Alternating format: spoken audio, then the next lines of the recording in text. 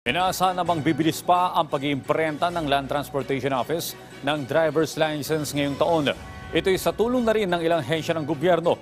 Si Ryan Lesigues sa sentro ng Balita Live. Audrey, tama ka dyan. Magandang balita nga para doon sa ating mga kababayan na nakatakdang mag-renew ng kanilang driver's license ngayong taon dahil kahit papano ay may nakikita ng magandang solusyon dyan ang LTO.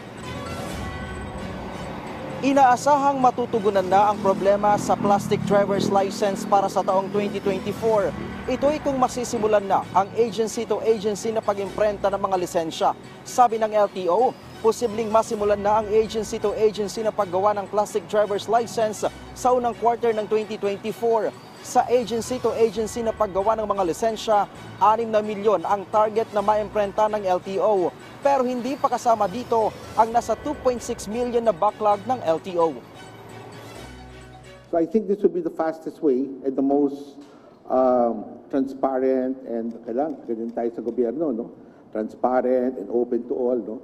So yun po ang ating ginagawa ngayon. So hopefully we're following it up so that we can get those licenses out by middle of February at the latest, no? Sana. Sa ngayon, Audrey, ay naisumite na daw ng LTO ang quotation sa DOTR at inaantay na lang ang approval nito. Our historical consumption is around 550,000 a month. So 6 million yan, halos buong taon, sapat na yun. 5.5 million is around 6.6 million. Kulang lang tayo naman 600,000 cards for our historical consumption. Although we are anticipating na nag-iiba yung aming numero as far as consumption is concerned. Audrey, ang government-to-government na pag-imprenta ng mga lisensya ang tanging nakikitang solusyon ngayon ng LTO. Nakatenga pa kasi ang nasa 4 na milyon na plastic driver's license na donasyon ng pribadong sektor dahil wala pang inilalabas na desisyon ang Office of the Solicitor General kung pwede itong gamitin.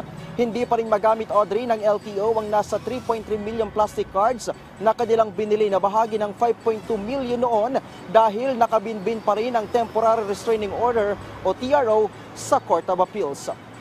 Audrey, bukod doon sa government-to-government na pag-imprenta ng mga licenses ng LTO ay winu-workout na rin ngayon ng LTO yung pagpunta mismo nila sa mga barangay level para doon na isagawa yung renewal ng mga lisensya at kanila rin daw papaganahin ang kanilang e-patrol o itong kanilang mga mobile offices para sa ganitong paraan ay mas mapabilis ang pag-renew ng mga lisensya at maiiwasan na rin yung pagkalat pa ng mga fixers. Audrey.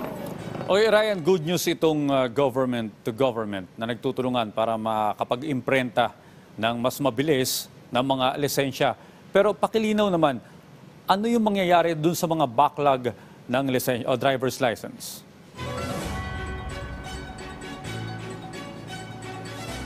Well, Audrey, yan yung isa sa gagawan din ng solusyon niya ngayon ng LTO at yung kanilang isang nakikitang solusyon dyan ngayon ay kung masolusyonan na or matanggal na yung umiiral ngayon na Temporary Restraining Order dahil sa oras na mangyari ito, Audrey, ay kanila nang magagamit yung nasa 3.3 million na mga plastic cards na sasapat or hihigit pa doon sa nasa 2-point-something million na backlog ng plastic driver's license ng LTO. Sa ngayon kasi, Audrey, itong sinasabi na kayang maimprenta na 6 na milyon ng PPO, ng NPO at ng Bangko Sentral ng Pilipinas ay para lamang doon sa ngayong 2024 na sasapat lamang sa isang taon, Audrey, dahil sa pagtaya ng LTO, nasa 550,000 driver's license ang kanilang nagagamit para sa renewal ng mga